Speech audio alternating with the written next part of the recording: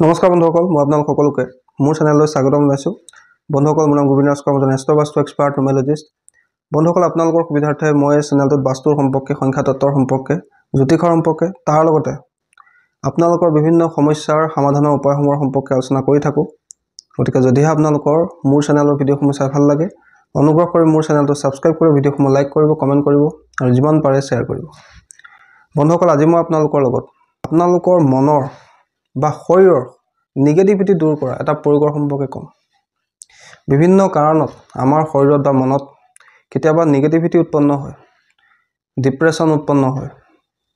আমি ৰাতি বেয়া বেয়া সপোন দেখোঁ, মনলৈ বেয়া বেয়া ভাৱ আহে, নিগেটিভ চিন্তাই আমাক সদায় আমনি কৰি থাকে।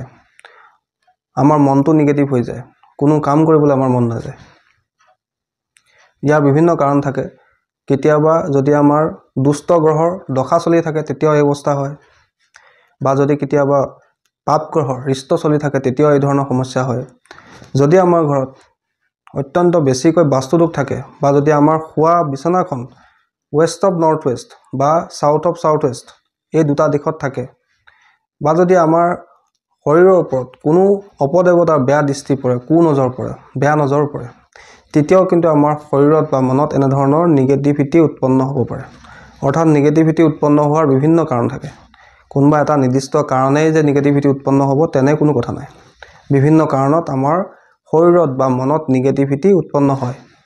আমাৰ অ'ৰাৰ যিটো এনাৰ্জি সেইটো ল' হৈ যায়, আৰু সেই নিগেটিভিটি দূৰ কৰাৰ বিভিন্ন প্ৰয়োগ আছে। এই সম্পৰ্কে মই আগতেও আপোনালোকক বহুবাৰ কৈছোঁ যে আমি কিদৰে নিজৰ শৰীৰৰ পৰা, মনৰ পৰা নিগেটিভিটি দূৰ কৰিব পাৰোঁ।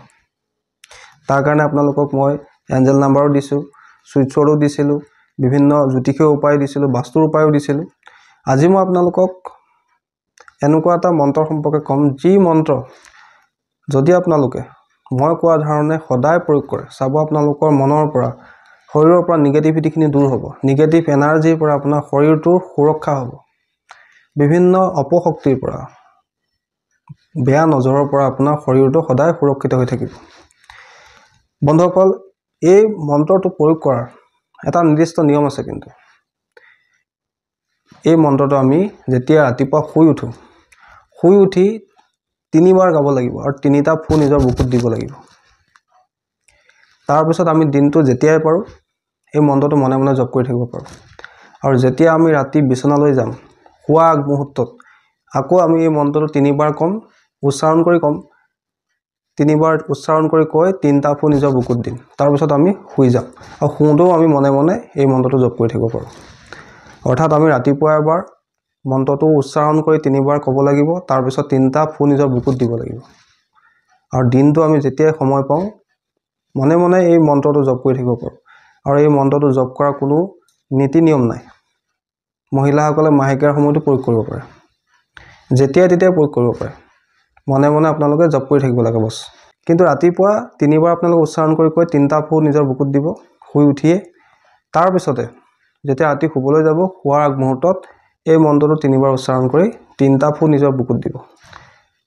বন্ধুসকল, চাব খুব বেছি 45 দিনৰ ভিতৰতে আপোনালোকে অনুভৱ কৰিব যে আপোনাৰ মনত যদি কিবা নিগেটিভিটি আছিলে, আপোনাৰ যদি কাৰোবাৰ নজৰ লাগি আছিলে, আপোনাৰ যদি বেয়া বেয়া মনলৈ চিন্তা আহি আছিলে, বা বেয়া বেয়া সপোন আপুনি দেখিছিলে, সেই সমস্যাবিলাক লাহে লাহে আপোনাৰ মনৰ পৰা, শৰীৰৰ পৰা আঁতৰি যাব।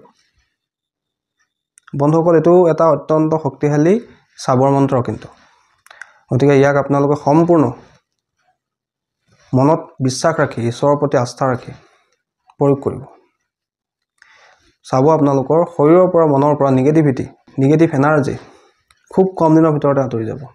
বেয়া সপোন দেখা, বেয়া ভাৱ অহা মনলৈ, এই যিখিনি আপোনাৰ নিগেটিভিটিৰ সমস্যা আছে, সেইখিনি সমস্যা আপোনাৰ জীৱনৰ পৰা লাহে লাহে আঁতৰি যাব। আৰু এই প্ৰয়োগটো কৰিবৰ কাৰণে কোনো ধৰণৰ নীতি নিয়ম কৰাৰ প্ৰয়োজন নাই, 1 টকা পইচা খৰচ কৰিব লগাও নাই। মই আপোনালোকক মন্ত্ৰটো স্ক্ৰীনত দি দিছোঁ। এই মন্ত্ৰটো কেৱল আপোনালোকে ভালকৈ মুখস্থ কৰি ল'ব।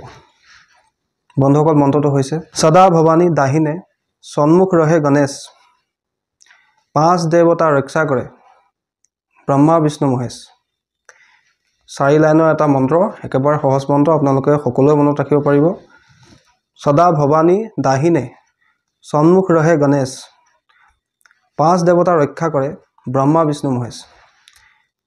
এই মন্ত্ৰটো আপোনালোকে প্ৰথমতে ভালকৈ মুখস্থ কৰি ল'ব আৰু যিদিনা মুখস্থ কৰে অনুগ্ৰহ কৰি সেইদিনা নিৰামিষ আহাৰ গ্ৰহণ কৰিব যিকোনো বাৰতে মুখস্থ কৰিব পাৰে কোনো কথা নাই কেৱল যিদিনা মুখস্থ কৰে অনুগ্ৰহ কৰি নিৰামিষ খাব তাৰ পিছতে আপোনালোকে প্ৰত্যেক দিনে শুই উঠিয়ে এই মন্ত্ৰটো 3 বাৰ উচ্চাৰণ কৰি গাব আৰু 3টা ফোঁ নিজৰ বুকুত দিব আৰু তাৰ পিছত মনে মনে আপোনালোকে এই মন্ত্ৰটোকে জপ কৰি থাকিব যেতিয়াই সময় পায় আৰু যেতিয়া ৰাতি শুবলৈ যাব শুৱাৰ আগমুহূৰ্তত এই মন্ত্ৰটো আপোনালোকে 3 বাৰ উচ্চাৰণ কৰি ক'ব আৰু 3টা ফোঁ নিজৰ বুকুত দিব তাৰ পিছত আপোনালোকে শুই যাব আৰু শুই থাকোতে মনে মনে আপোনালোকে মন্ত্ৰটো জপ কৰিব পাৰে কোনো কথা নাই পুৰুষ মহিলা উভয়ে প্ৰয়োগটো কৰিব পাৰে পঢ়ি থকা শিক্ষাৰ্থীসকলেও কৰিব পাৰে মহিলাসকলে মাহেকীয়াৰ সময়তো প্ৰয়োগটো কৰিব পাৰে বন্ধুসকল একেবাৰে সহজ প্ৰয়োগ আপোনালোকে কৰি চাব নিশ্চয় আপোনালোকৰ মনৰ পৰা শৰীৰৰ পৰা নিগেটিভ এনাৰ্জি দূৰ হ'ব তাৰ লগতে নিগেটিভ এনাৰ্জিৰ পৰা আপোনালোকে বেয়া নজৰৰ পৰা আপোনালোকে সদায় সুৰক্ষিত হৈ থাকিব বন্ধুসকল এইটো এটা অত্যন্ত পৰীক্ষিত সাবৰ মন্ত্ৰ